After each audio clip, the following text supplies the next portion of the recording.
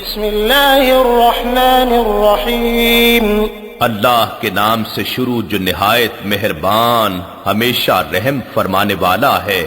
والفجر وليال عشر والشفع والوتر والليل إذا يسر هل في ذلك قسم لذي حجر۔ اس صبح کی قسم جس سے ظلمت شب چھٹ گئی، اور 10 مبارک راتوں کی قسم، اور جفت کی قسم، اور طاق کی قسم، اور رات کی قسم جب گزر چلے۔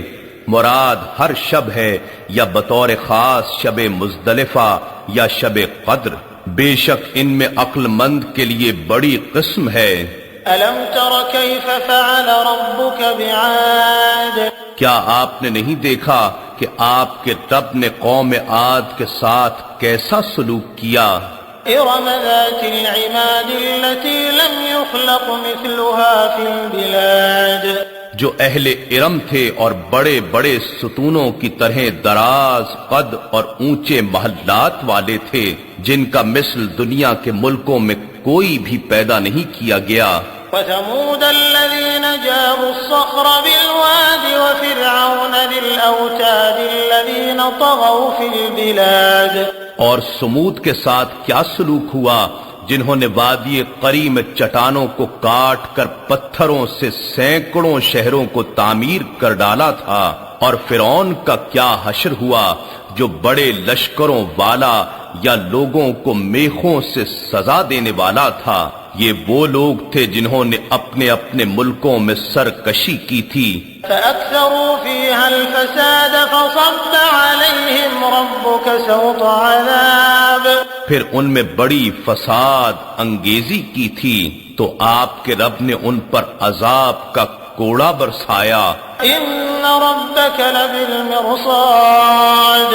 بے شک آپ کا رب سرکشوں اور نافرمانوں کی خوب طاق میں ہے۔ فأما الإنسان إذا ما ابتلاه ربه فأكرمه ونعمه فيقول ربي أكرمن۔ مگر انسان ایسا ہے کہ جب اس کا رب اسے راحت و آسائش دے کر آزماتا ہے اور اسے عزت سے نوازتا ہے اور اسے نعمتیں بخشتا ہے تو وہ کہتا ہے میرے رب نے مجھ پر کرم فرمایا۔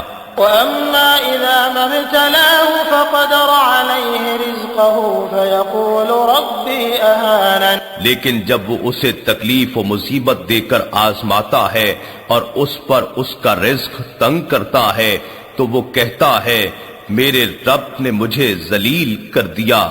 كلا بل لا تكرمون اليتيم۔ یہ بات نہیں بلکہ حقیقت یہ ہے کہ عزت اور مال و دولت کے ملنے پر تم یتیموں کی قدر و اکرام نہیں کرتے۔ ولا تحاضون على طعام المسكين۔ اور نہ ہی تم مسکینوں یعنی غریبوں اور محتاجوں کو کھانا کھلانے کی معاشرے میں ایک دوسرے کو ترغیب دیتے ہو۔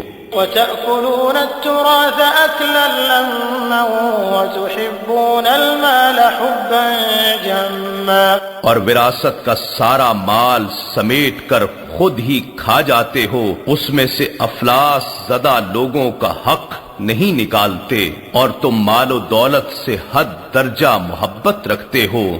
كلا إذا دكت الأرض دكا دكا۔ یقیناً جب زمین پاش پاش کر کے ریزہ ریزہ کر دی جائے گی۔ وجاء ربك والملك صفا صفا۔ اور آپ کا رب جلوہ فرما ہوگا اور فرشتے قطار در قطار اس کے حضور حاضر ہوں گے۔ وجيء يومئذ بجهنم يومئذ يتذكر الإنسان وأنى له الذكرى۔ اور اس دن دوزخ پیش کی جائے گی، اس دن انسان کو سمجھ آ جائے گی، مگر اب اسے نصیحت کہاں فائدہ مند ہوگی۔ يقول يا ليتني قدمت لحياتي۔ وہ کہے گا اے کاش میں نے اپنی اس اصل زندگی کے لیے کچھ آگے بھیج دیا ہوتا جو آج میرے کام آتا۔